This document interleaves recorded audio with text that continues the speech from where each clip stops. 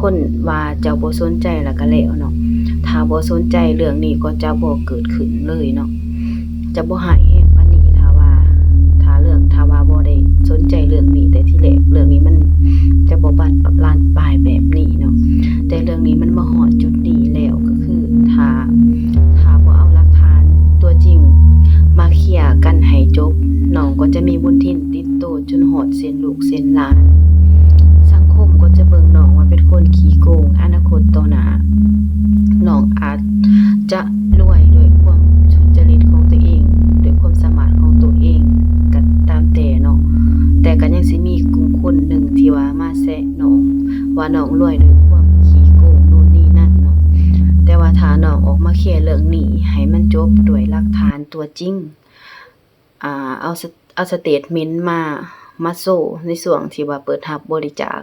ให้มันกระจ่างแจ้งเนาะรับผิดชอบตามความเป็นจริงที่ว่ามันเกิดขึ้นเนาะสังคมก็อาจจะบ่เว้าถึงเรื่องนี้อีกสังคมอาจจะพร้อมที่จะให้อภัยให้โอกาสน้องเนาะเพราะว่าเชื่อว่าน้องก็ยังสามารถหาเงินได้หลายแน่นอนเพราะว่าน้องมีความสามารถเก่งแล้วก็เว้าผิดแล้วก็อายุน้องก็ยังน้อยเนาะก็ยังน้อยเพราะฉะนั้นอยากให้น้องออกมาเคลียร์ตัวเองให้มันสะอาดเนาะบ่อยากให้มีมลทินในต่อหน้าก็คือน้องก็ต้องได้เฮ็ดให้มันถูกต้องแล้วก็โชว์ให้มันกระจ่างแจ้งเลยเนาะยอมรับว่าเรื่องนี้มันเป็นกระแสรุนแรงหลายแบบว่าบ่จบบ่สิ้นจักเทื่อถ้าว่าน้องเคลียร์ตัวเองได้ให้มันกระจ่างแจ้งยอมรับความเป็นจริงที่ว่าก็คือน้องออกมาโชว์แต่ละเทื่อนะ3-4 เทื่อน้องออกมาเว้าอธิบายแต่ว่าทุกๆเทื่อมันบ่เคยตรงกันจักเทื่อเนาะบ่คือกันตัวเลขหยังที่ว่าน้องออกมาเว้าก็บ่คือกันจักเทื่อมันผิดเพี้ยนไปเบิดน่ะมันสิบ่จบจักเทื่อถ้าว่าน้องบ่เอาหลักฐานหรือว่าความเป็นจริงที่มันถูกต้องออกมา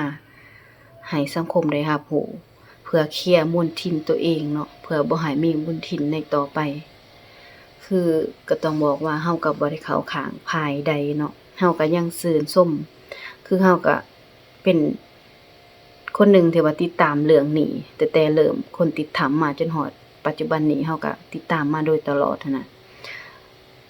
ก็ยังเอ็นดูความน่ารักความอดทนความเก่งของน้องอยู่นะก็อยากให้น้องออกมาเคลียร์ตัวเองให้มันกระจ่างแจ้งบนพื้นฐานความเป็นจริงเนาะอยากให้น้องออกมา